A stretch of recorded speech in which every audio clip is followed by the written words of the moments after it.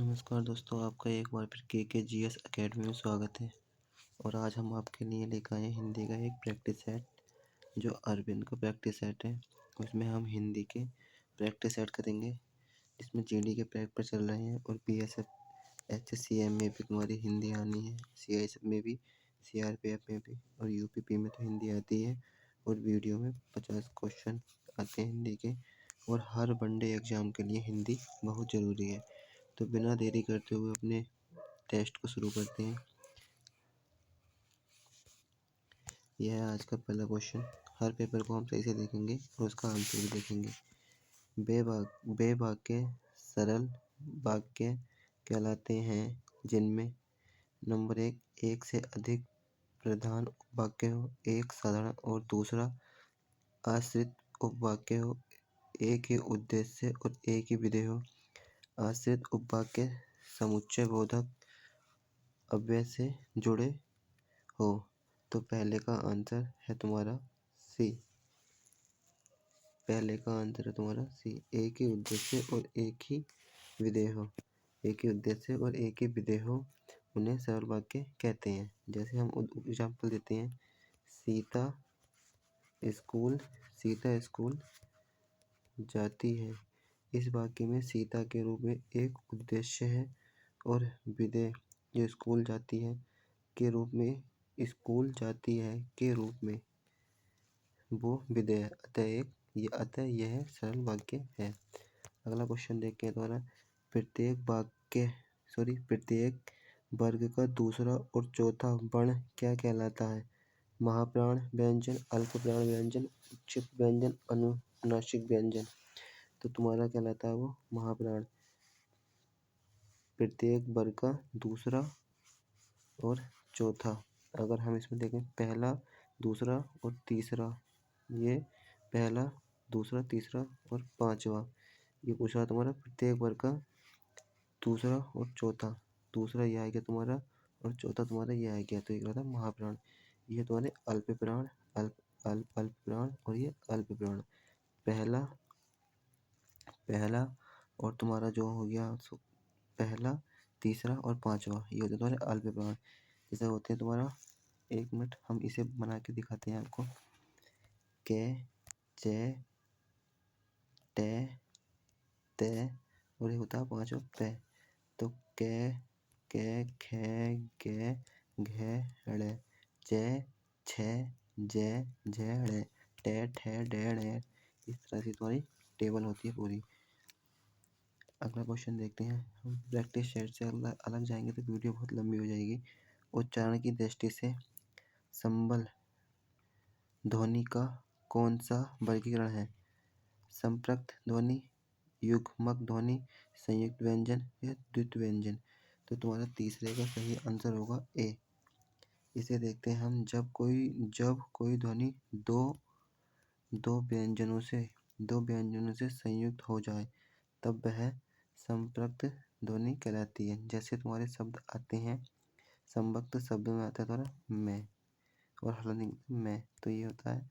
और बे भी आता है, बे, दोनों संयुक्त हो गए, यह संपृक्त ध्वनि कहलाती है। अगला क्वेश्चन देखते हैं तुम्हारा चौथा, विप्रत प्लस जल, विप्रत जल में कौन सी संधि है? स्वर संधि, व्यंजन संधि, वृद्धि संधि, गुण संधि। तो इसका तुम्हारा चौथे का सही आंसर है व्यंजन संधि। अगला क्वेश्चन देखते हैं तुम्हारा पांचवा क्वेश्चन है, दुरात्मा में कौन सा उपसर्ग है? दुर, दुरा, दुर्, दुर्स। तो तुम्हारा पांचवे का सही आंसर है सी, दुर। इसमें तुम्हारा जो है दुराज आत्मा में जो दुर उपसर्ग से जुड़ा है। दुर उपसर्ग का अर्थ होता है बुरा या बुरी। इसका बुरा या बुरी होता है दुर का। छठा क्वेश्चन है तुम्हारा, निम्नलिखित में से किस वाक्य में परिमाणवाचक क्रिया विशेषण है? इस बार बारिश में बहुत ओले पड़े, यह लड़की सुंदर है, मैदान हरा भरा है, तुम अच्छे खिलाड़ी हो। तो इसका छठे का सही आंसर होगा तुम्हारा परिमाणवाचक क्रिया विशेषण है। ए, इस बार बारिश में बहुत ओले पड़े। इस बार बारिश में बहुत ओले पड़े। जो बहुत ओले पड़े हैं में आया शब्द जो है बहुत क्रिया ओले पड़े की विशेषता बता रहा है। अगला क्वेश्चन देखते हैं तुम्हारा 7वां।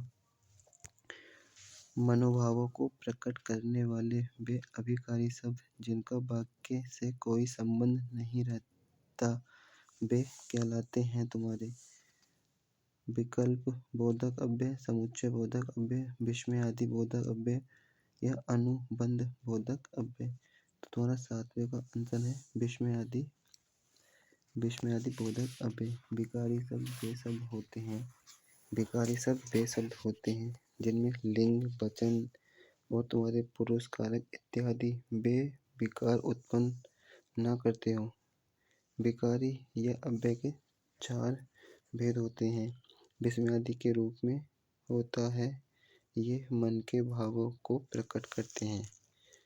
7वां क्वेश्चन हो गया थोड़ा। 8वां क्वेश्चन देखते हैं। वे भ्रष्टाचार के प्रबल विरोधी थे। वाक्य सर्वनाम का कौन सा प्रकार है? संबंधवाचक, निश्चयवाचक, निजवाचक या पुरुषवाचक।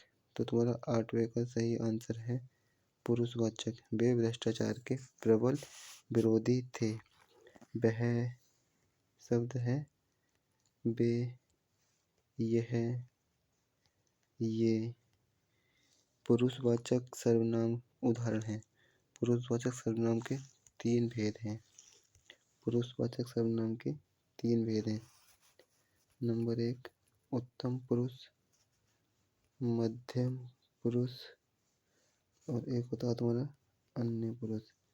अन्य पुरुष में सर्वनाम वह, वे, ये तथा सब श्रोता लेख आगे आते हैं।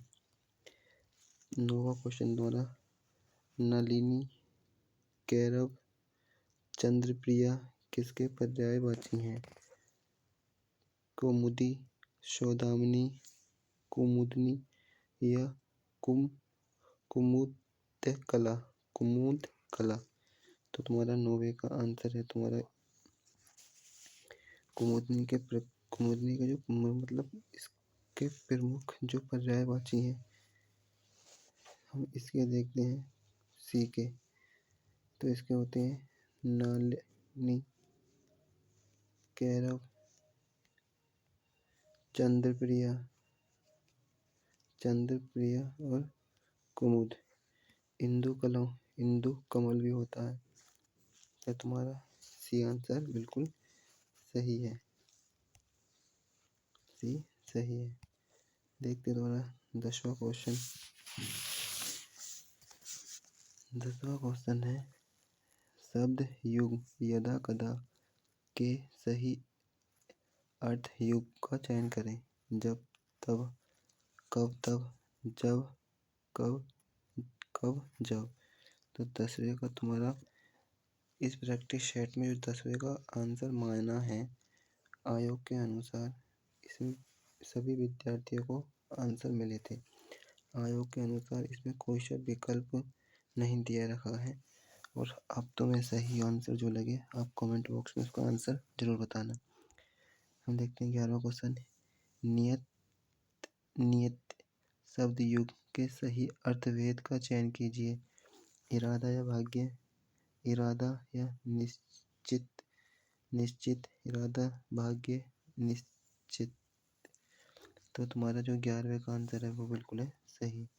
नियत, निश्चित, नियत, इरादा इसका अर्थ है और बिल्कुल सही आंसर है तुम्हारा सी। 12वां क्वेश्चन देखते हैं। आलोचकों के अनुरूप हमें अपनी रचना में परिवर्तन करना होगा। इस वाक्य में किसी एक शब्द का संदर्भ और भाव की दृष्टि से उपयुक्त प्रयोग नहीं हुआ है। उस शब्द का चयन कीजिए। आलोचकों, अनुरूप, रचना, परिवर्तन। तो तुम्हारा 12वें का आंसर होगा अनुरूप। दिए गए शब्द अनुरूप उपयुक्त नहीं है। यह शब्द किसी वस्तु के आकार के रूप में प्रयुक्त हुआ है। 13 क्वेश्चन देखते हैं। 13 का आंसर, जब आप चल सकते हैं वाक्य में कौन सी प्रति है? सामर्थ्य सूचक, निश्चयार्थक, बाध्यात्मक सूचक, इच्छावार्थक। हमारा 13 का आंसर सही है सामर्थ्यक सूचक। शक्ति या सामर्थ्यक वृत्ति के अंतर्गत कार्य करने की शक्ति का बोध होता है। अब 14 आंसर भी सही नहीं है। आयोग ने इस क्वेश्चन को गलत माना है।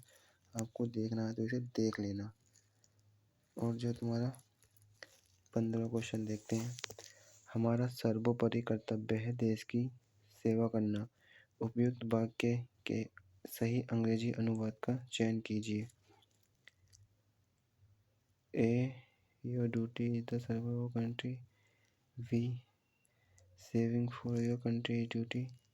Your foremost duty is the service this duty.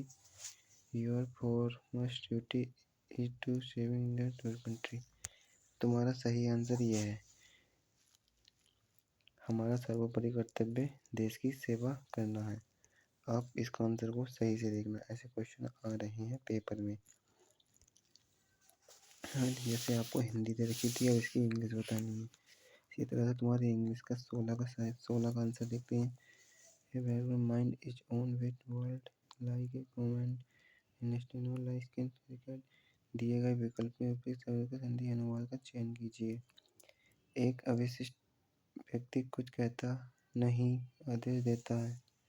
एक विशिष्ट व्यक्ति वह होता है जो कहने या प्रार्थना करने की अपेक्षा आदेश देने की इच्छा रखता है। एक दुष्ट व्यक्ति प्रार्थना करने की अपेक्षा आदेश देना पसंद करता है। एक शरारती व्यक्ति प्रार्थना करने के आदेश देने की इच्छा सोचता है।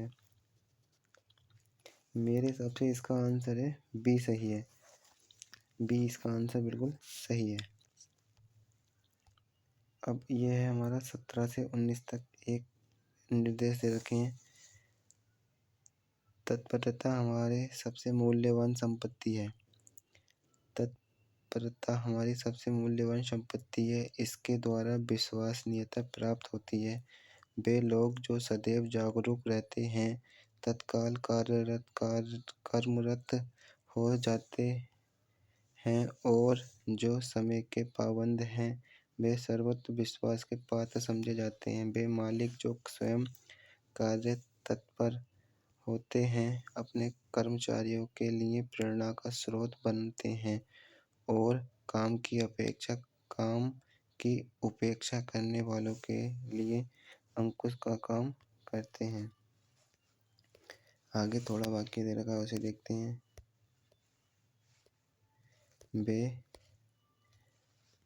वे अनुशासन का साधन भी बनते हैं। इस प्रकार अपनी उपयोगिता और सरलता में अभिव्यक्ति करने के साथ साथ वे दूसरों की उपयोगिता और सफलता के भी साधन बनते हैं। एक आलसी व्यक्ति हमेशा ही अपने कार्य और भविष्य के लिए स्थगित करता जाता है। वह समय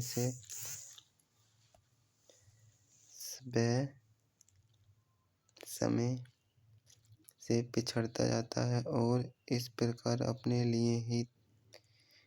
लिए ही नहीं दूसरों के लिए भी विक्षोभ का कारण बनता है। उसकी सेवाओं का कोई आर्थिक मूल्य नहीं समझा जाता। कार्य के प्रति उत्साह और उसे शीघ्रता से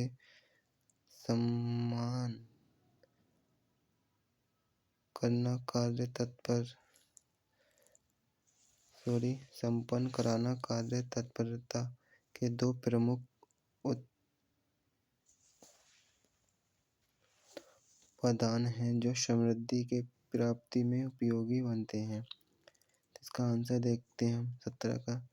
उपयुक्त अवतरण का उपयोग शीर्षक दीजिए। कार्य कुशलता, कार्य उपयोगिता, कार्य तत्परता और जागरूकता। तो तुम्हारा 17 का सही आंसर बनता है सी। 17 का सही आंसर है सी। कार्य तत्परता के अनुसार कार्य तत्परता के दो प्रमुख उत्पादन हैं, समृद्धि की प्राप्ति और उपयोगी। जीवन में सफल सिद्ध होने के लिए आवश्यक उत्पादन में कौन प्रमुख उत्पादन है? कार्य की आर्थिक समझ, जागरूकता, अनुशासन या तत्परता। तत्परता। 18 का तुम्हारा सही आंसर होगा बिल्कुल डी। सब काम कार्य से करने चाहिए, समय के अनुसार करने ही चाहिए। 19वें का आंसर आप लोग देना। आपने पूरा ग्राफ पढ़ लिया है। देखते हैं 20वां है, एक ऐसी कौन सी दो मात्राएं हैं जिनका प्रयोग तो किया जाता है किंतु उनका समावेश स्वर में नहीं किया जाता है? अ ई अंग आ उ अंग आ। तो तुम्हारा 21वें का सही आंसर होगा बी। ये दोनों अनुस्वर हैं, जिन्हें बोलते हैं अनुस्वर। दोनों ही अनुस्वर हैं। अगला आंसर देखते हैं 22वां। संस्कृत से हिंदी में प्रयुक्त मूल शब्द से वर्तमान स्थायी तद्भव रूप तक पहुँचने के मध्य में संस्कृत के अशुद्ध या टूटे फूटे स्वरूप में प्रयुक्त होने वाले शब्द क्या कहलाते हैं? तत्सम, विदेशज, देशज, अर्ध तत्सम। तो 22वें का सही आंसर है टूटे फूटे शब्द की बात है अर्ध तत्सम। अगर सीधे सीधे बात है संस्कृत से हिंदी में लिए गए, हिंदी से तो उसमें लिए गए, तो वो तत्सम तद्भव शब्द होते हैं। और जो दो भाषाओं से मिलकर बना शब्द होता है संकर शब्द होता है।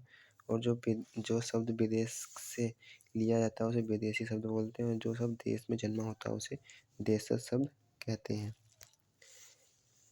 शब्द प्रकार के आधार पर मनुष्यता शब्दों का कौन सा भेद है? गुणवाचक विशेषण, जातिवाचक संज्ञा, भाववाचक संज्ञा, प्रेरणार्थक क्रिया। तो तुम्हारा 23वें का सही आंसर है भाववाचक संज्ञा। मनुष्यता देखी नहीं जा सकती, इसलिए एक भाव ही प्रकट किया जा सकता है, तो भाववाचक संज्ञा हो गई। 24वें का आंसर देखते हैं। इंद्रियों को जीत लिया हो जिसने। वाक्यांश के लिए सही विकल्प का चयन कीजिए। इंद्रिय जीत, इंद्र, जितेंद्रिय, इंद्रपति। तो तुम्हारा 24वें का आंसर है जितेंद्रिय। जिसने इंद्रियों को जीत लिया उसे कहते हैं जितेंद्रिय। से अलगाव किस विभक्ति का बोधक चिन्ह है? संप्रदान, कर्म, अधिकरण या अप्रदान। 25वें का सही आंसर है डी अप्रदान। पेड़ से पत्ता गिरता है, अलग हो रहा है। हिमालय से गंगा निकलती है, तो हिमालय से गंगा निकल रही है मतलब हिमालय से तो गंगा अलग हो रही है ना। इसी तरह से पेड़ से पत्ता गिरता है, पेड़ से फल गिरता है, कुछ भी चीज़ पेड़ से गिर रही है या हिमालय से गंगा निकल रही है, तो हिमालय से तो अलग होने का भेद बता रही है। हिमालय से अलग हो रही है, से आएगा ना इसमें, तो अलगाव मतलब अलग होने की विभक्ति वो तक है। तुम्हारे कारक चिन्ह होते हैं, कर्ता ने, कर्म को, करण से, इस प्रकार से जो कारक चिन्ह होते हैं उसकी बात हो रही है। देखते हैं थोड़ा 26वां क्वेश्चन। तन शब्द का लिंग निर्धारित कीजिए। पुल्लिंग, स्त्रीलिंग, उभयलिंग, नपुंसक लिंग। तो तुम्हारा 26वें का आंसर है तन। पुल्लिंग है 26वें का आंसर।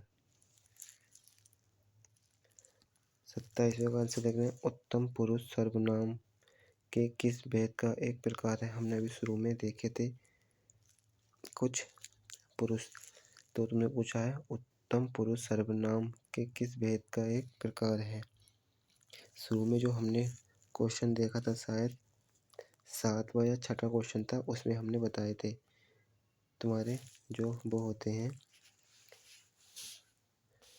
8वां क्वेश्चन था ना। हाँ 8वां क्वेश्चन था शायद, उसमें हमने पुरुषवाचक सर्वनाम बताए थे, ये 3 प्रकार के होते हैं। तो इसमें तुम्हारा उत्तम पुरुष दे रखा है। उत्तम पुरुष जो होता है वो पहले फर्स्ट ही होता है, तो उत्तम पुरुष में फर्स्ट वाला होता है, तो इसका द्वारा आएगा पुरुषवाचक। पुरुषवाचक सर्वनाम के 3 भेद होते हैं: उत्तम पुरुष, मध्य पुरुष, अन्य पुरुष। कंचन एक कृष्णांगिनी युवती है। इस वाक्य में कौन सी अशुद्धि है? शब्द चयन संबंधी अशुद्धि है, वर्तनीगत अशुद्धि है, व्याकरण की अशुद्धि है, शब्द निर्माण की अशुद्धि है। तो हमारा 28वें का सही आंसर होगा डी। शब्द निर्माण की अशुद्धि हुई है इस शब्द में, इस वाक्य में। आप हमें बताना किस शब्द निर्माण की अशुद्धि हुई है, कौन सा शब्द कहाँ प्रयोग होना चाहिए था इस वाक्य में, आप जरूर ये बताना हमें। अगला क्वेश्चन देखते हैं 29वां। निम्नलिखित में से कौन सा अनौपचारिक पात्र का उदाहरण है? मोहल्ले में बिजली की समस्या के लिए जिलाधिकारी को लिखा गया पत्र, बहन के विवाह में शामिल होने के लिए मित्र को लिखा गया पत्र, गांव में पुस्तकालय खुलवाने हेतु जिला परिषद के अध्यक्ष को लिखा गया पत्र, प्रधानाचार्य को 2 दिन के अवकाश के लिए प्रार्थना पत्र।